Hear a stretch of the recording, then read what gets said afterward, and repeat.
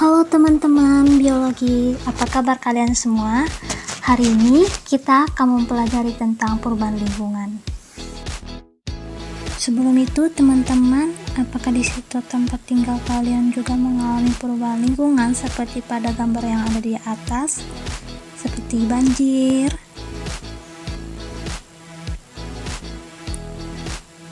longsor, atau limbah sampah di lingkungan sekitar kalian, pencemaran udara akibat industri dan pembakaran hutan besar-besaran seperti di Kalimantan. Nah, di video kali ini kita akan mempelajari perubahan lingkungan untuk kelas 10 yang perubahan lingkungan terjadi akibat apa aja dan kondisi normalnya ke kondisi rusak.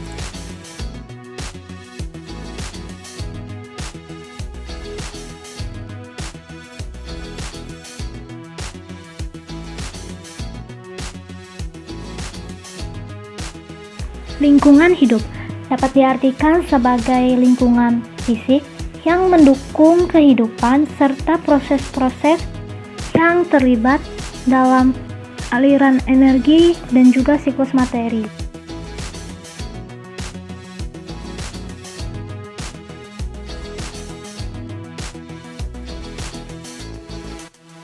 Nah, mengapa lingkungan dapat berubah?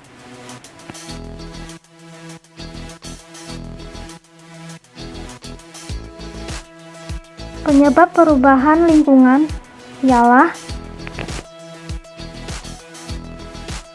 karena keseimbangan lingkungan yang terganggu.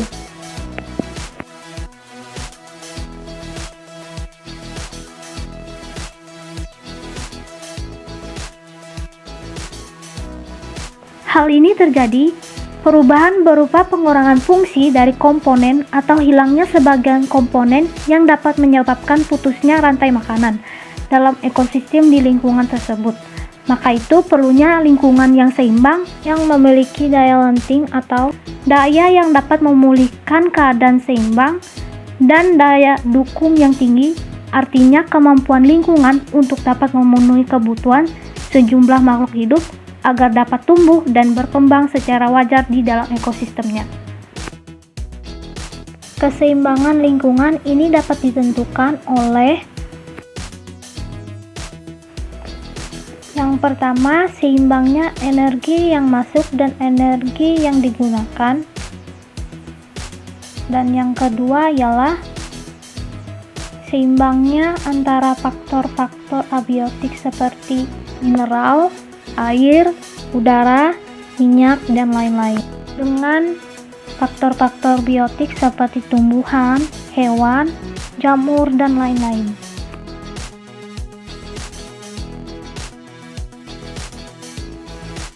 Yang terakhir adalah keseimbangan lingkungan ini ditentukan dengan seimbangnya antara bahan makanan yang terbentuk dengan yang digunakan.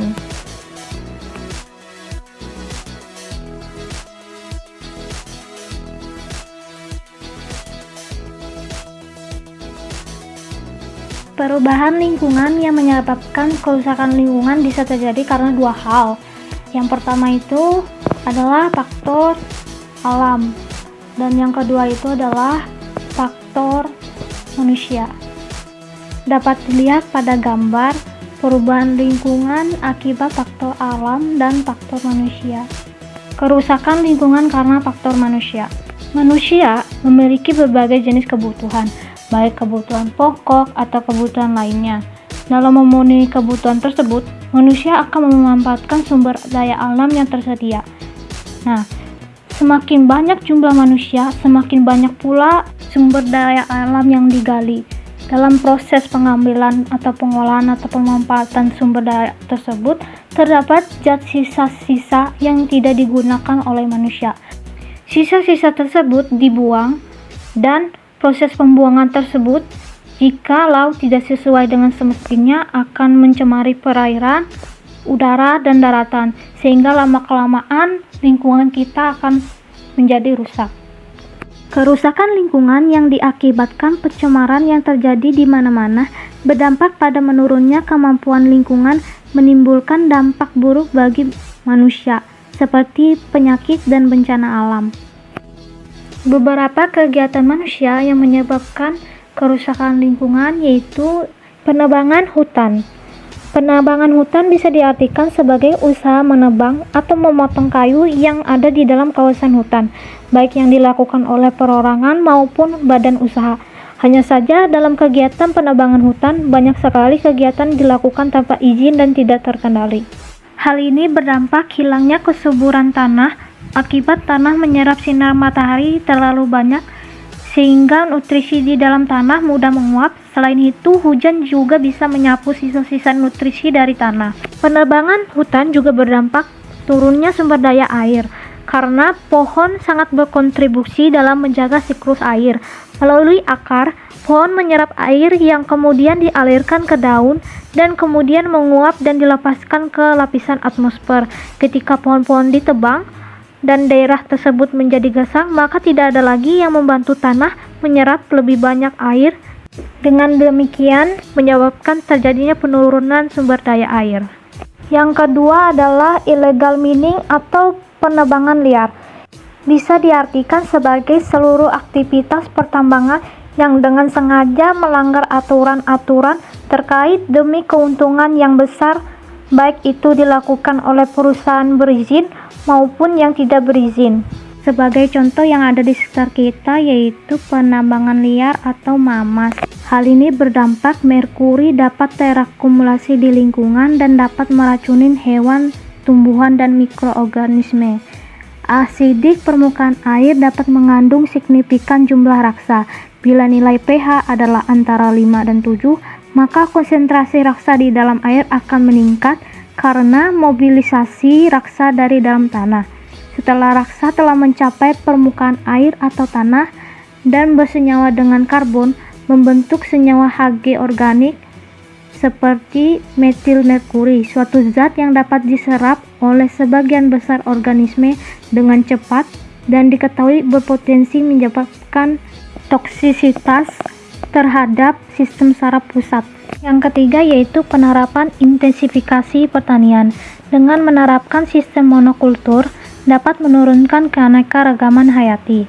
Penggunaan pupuk anorganik dapat menyebabkan pH tanah berubah dan terjadinya eutrofikasi di perairan.